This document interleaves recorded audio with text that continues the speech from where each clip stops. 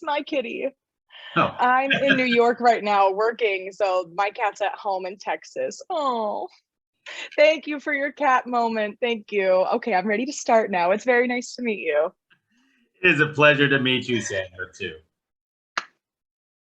So, Sandra, hey, congratulations for Multiverse. I really appreciate you talking to us about this sci-fi film.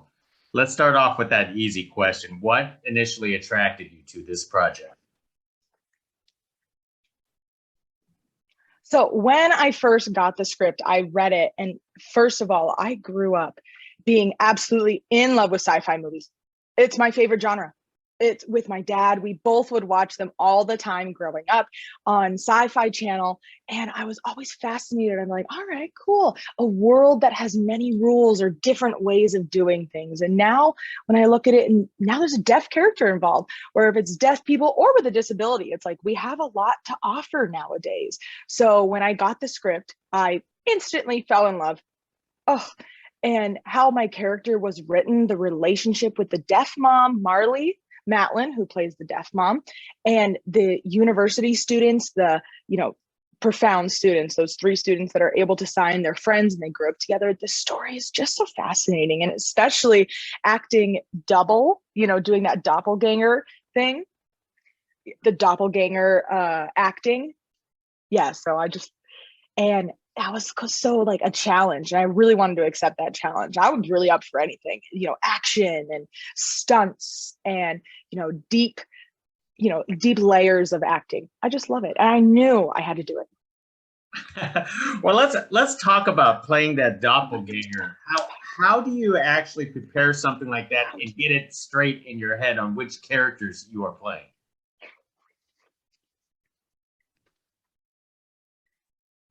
So that was tough for me to kind of answer because that's a big part of the movie. So if you notice in the trailer, my character's doppelganger isn't really shown. And there's a reason for that. But to answer kind of vaguely, I just developed two sides. So there was two, almost in a sense, two working scripts. Character's name, Amy. Amy 1 will say. Amy 1 was this script and Amy 2 was the other script. So how they both signed was different, how they express themselves, how they move. And pretty much, I had to set a goal in developing a background of both characters, both different backgrounds. And again, to say vaguely, but it was just really fascinating to get into both of those characters, two different costumes, to think about it and kind of zen myself and say, okay, go for it. You got it. It's really a team. It's, you got the DP, you got the director, you got the crew looking at you. It's a very supportive crew. They're giving you all these input. And the director, Guevara, he was very wonderful at being like, I want to see this, but just channel it a little bit more. And this, Amy, just do a little bit less or more. It was perfect. It was really fascinating to see all that. How did you get along with the rest of the cast, since this is an ensemble cast and you had a short time trying to develop that chemistry with them? So what helped though is all four of us came from different parts of the world, from the area, I should say. So we all came in to Sudbury, Ontario, Canada. And the four of us, we lived in the same hotel at the time for 4 weeks. We were stuck together for 4 weeks. We hung out with each other. It was great. I would never have worked on another set. If we did want to go out, we would just go out, go on walks, go and do fun things. We'd see what's going on in the evening. We went on an island and took a ferry, and we just were able to connect. It was the first time we met and it was clicked instantly. All four of us.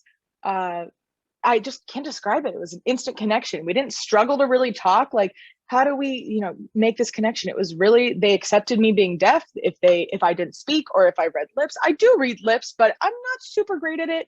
It's not, I prefer to use sign language, but all three of them, they were very open-minded. They wanted to talk to me. They didn't put me off at all. They gave me eye contact. And that was my favorite part. My favorite part was Monroe, when they would sometimes talk and they would open up their body to make sure that I could see their lips and that I wasn't being excluded. And so that really helped. They would emphasize their lips just a little bit, so it would help. We would use our phones too. So after a week or two, they were used to my voice, and then they were able to learn some sign language and some gestures, and it just went without a hitch. It's great. That is terrific. So they basically adjusted to you, and you adjusted back to them in conversations. Oh yeah, it was like we didn't even try. It was so natural, and we just naturally did it. So if we were to talk about like specific stories or something like that, the four of us really were able to connect, and we would see how we'd make that work like within the storyline as well. But really, the friendship just kind of grew. It was pretty much in the same chemistry as the story and in real life. So how does this work on production for yourself and for everybody else?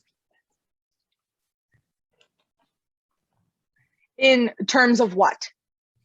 In terms of like trying to communicate, being directed, or assisting everybody else and so on. Okay. Yeah, thank you for clarifying. So I had an interpreter on set, ready and willing at any moment to go at the ready. It was no problem with that, with communication. I did have this ritual, my thing, especially in movies that I'm involved in. I always meet with the director and the writers before we start shooting. So I would arrive, a few days ahead of time. I would contact the director and say, hey, would you like to have a sit down with me, a chat? And I want to see your vision. I want to know more about my character. And oftentimes, if there's a hearing director, Doug, he was the writer. He was an amazing writer. But sometimes, when they write a deaf character, I want to know what their perspective of writing that deaf character was. I want to make sure that everything goes kind of smoothly. I want to be able to represent my character the best too. I'm a deaf person portraying a deaf character. So I wanted to sit one-on-one with the director and the writer, and maybe we sat for like 2 hours just talking so in-depthly about the scenes and the script, and I would give him my notes, and with Doug the writer is there too, and he would approve it, and it was just so great. And yes, I'm deaf, but that was all put to the side. It was just me talking to the director, talking to Doug, and like I'm involved in the movie this whole entire time. We just didn't even think about that. It was like, oh, I never got the feeling of, oh, you're deaf. Nope, never once. They had no problem with it. They sat, looked me in the eye, and we just set up that relationship. And from that point on, it was fantastic. Not a hitch went off. Now, you playing this character, Amy, in Multiverse, it proves to be challenging is because you have to mouth, you have to speak, and you actually got dubbed. I mean, could you tell us about that experience? You say Doug? You mean dubbed, a doppelganger? Dubbed, like someone voiced her. Okay, so with that part, I don't want to reveal too much, obviously. But if you notice in the trailer, I wasn't really like super there. So I want the people to, when they watch it, be like, oh, what's happening? So maybe after the film releases, we can have a conversation again. I'm so happy to go in depth with that more, but I just don't want to say anything too much right now. So without giving away too much, but I just have to, I have to develop two different opposites. They're both different backgrounds, both characters. And how both characters sign is different, how their facial expressions are different, their mouthing expressions are different. I just don't want to give up too much. I'm trying to be careful.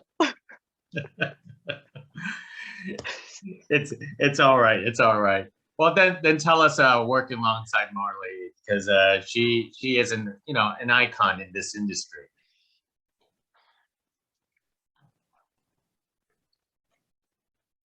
Oh, it was amazing. I mean, we already had worked together before. Previously years, we worked Deaf West Spring Awakening. It was on Broadway in 2015 and 2016. So she was involved in that, and we had already had the connection there. We knew each other. It was great. We had a great support. She's wonderful to work alongside with. I found out about the movie audition from Marlee, actually.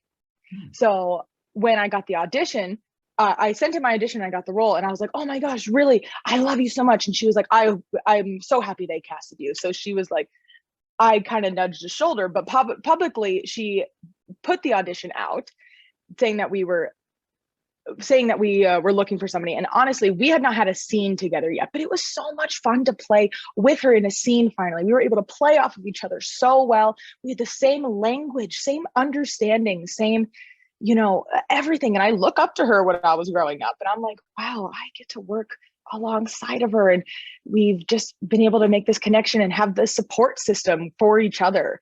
And I just love working with her, because there's a few moments where I was just, kind of cheeky, or, during a scene, and it worked. And I was just happy that she was still able to play off of those things. It's like, what would a daughter do to a mom? You just be cheeky.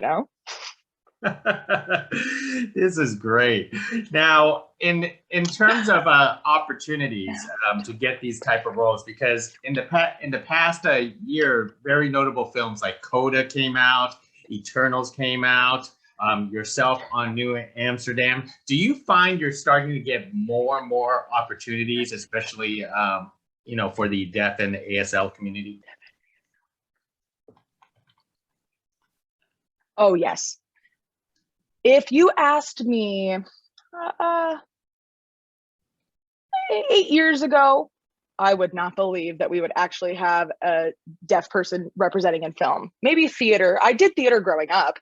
I pictured myself on Broadway and musicals, everything like that. And that was great. That was a great opportunity. I was overflowing with opportunities. It was amazing. But film and TV, I just wasn't really comfortable speaking. I prefer using sign language. And for this, though, I asked if you wanted me to speak or use sign language, what would be best. And I'm a trained deaf actor. I'm not trained with my voice. I don't necessarily want to do that. I prefer signing.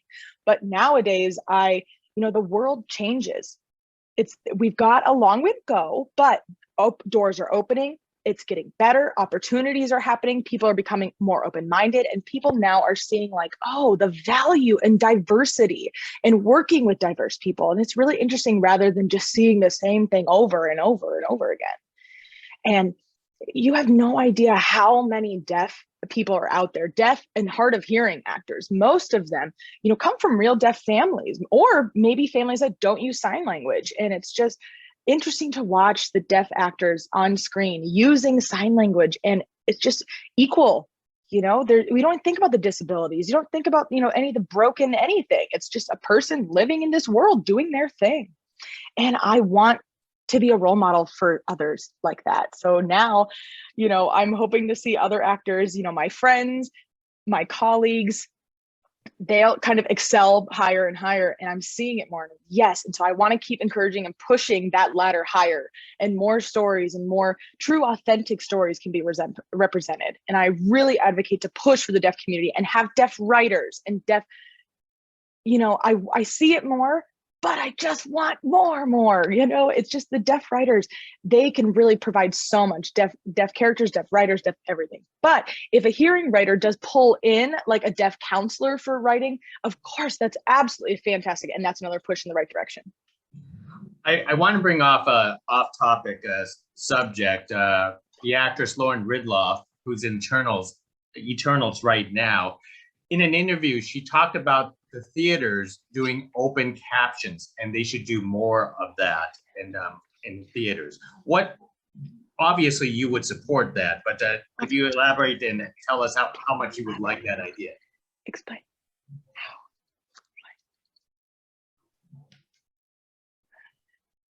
Well, we used to have open captions on screen. It was at the bottom, and it was actually on the screen. It was a long time ago, but then I can't remember what year it was. Maybe it was like in the 2000s, early 2000s, a hearing company started developing,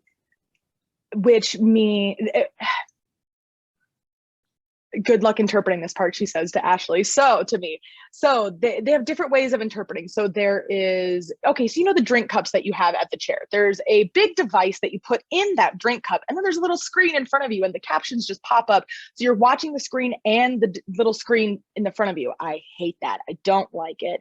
And then, or there's the glasses option. They're big, clunky, not comfortable. They sit on your nose really tough. And they're like batteries on both ends of your ears, and the captions come across your screen on the glasses. That's probably the most common, but sometimes the the batteries.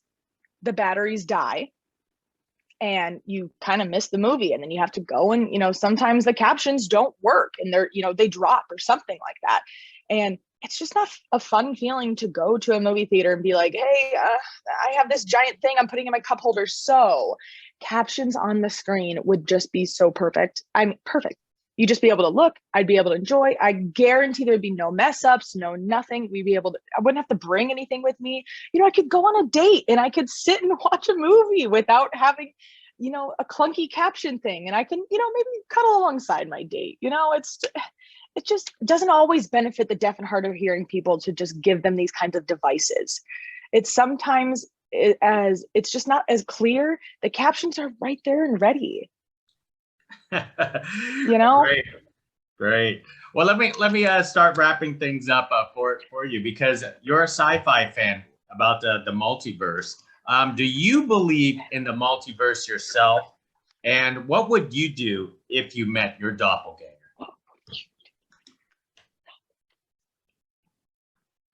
Yes, I absolutely believe there's always a multiverse. We on Earth, we would be selfish to think that we are the only ones here. We are like a baby compared. The Earth is the baby. Like, there's so much more. The space that is out there. There's still so much more to explore and discover. Do I want to get in contact with them? Nope, I want to leave it alone. But are they studying us is the question. And believing in the universe, that the Earth is just the one. The Earth is the, there's no one other than us in this whole entire universe. Maybe we are all under some kind of test lab or something, and they're watching us do this, and they're like, this is that. And I'm like, oh, that's what goes through my mind too. It's just really fascinating to see and think about all this. But if I did meet my other me, I would want to say, I wouldn't be scared. I would be so curious. Bless her heart. But I would like, I don't know, I think I want to talk about if we have anything in common, if we have any differences, of your sun star, a birth chart. I'd want to go through your birth chart too, I guess too. And I think it'd just be so fascinating to compare those kind of things. So if you start chasing after me, then, of course, I would save myself rather than the doppelganger, but. That is terrific. But what about you? Do you believe that there is a multiverse? I'm a skeptical person, so seeing is believing to me. So I live in the moment rather than speculating. Yeah, that's fair. Well, one more remark before I let you go. I want to tell you that I love you and Zoe's extraordinary playlist. I played your scene probably like 50 times over and over again, because that is the most wonderful scene. And to me, I wish that you were part of that reunion Christmas movie, but I know you are very busy with the New Amsterdam. So, hey, thank you very much for that memorable scene that everyone likes to talk about. Absolutely. Thank you for sharing that experience with me. That was also filmed in Canada too. So I just love having people and meeting people in Canada. People in Canada are just so great. So ZEP, Zoe Extraordinary Playlist. Fun fact, I was flying back and forth and I was already involved with a project in Austin, Texas. Deaf Audition Theater collaborated with Ground Floor Theater, partnered with Deaf Austin, Texas Theater. And we were doing the Next Normal, a musical. It was the same time that I was doing this. So it was Austin, Canada. And I'm trying to remember, it was a weekend. I would fly back to Austin for the show. And Sunday night, I would fly back to Canada for a week, do a few scenes, and then fly back to Austin, back and forth for 3 straight weeks. My director in Austin was so nervous, but everything ended up working out. It was great. but it was a really great experience to be on that set. All the people are so open-minded. Again, just wanted the camaraderie, and they are open to my ideas and how I felt about the music. And I do study theater and music. I'm involved in several, musicals before, but just seeing that, being able to talk with the director too is just great. And I never had any issues in Zoe's Extraordinary Playlist. The next, and how I how I hear the music. This is my sign for hearing. I don't obviously hear with my ears. I hear with my chest and my soul and everything. So I just made up this sign. It's like hearing the music, and I'm able to understand, and that's been great. So Zoe's Extraordinary Playlist was really fantastic, and I will forever be grateful for that moment and that connection and those cast members. And I still am in contact with them too. They're absolutely wonderful. There's the Christmas episode. I still am for who? I still Rochelle,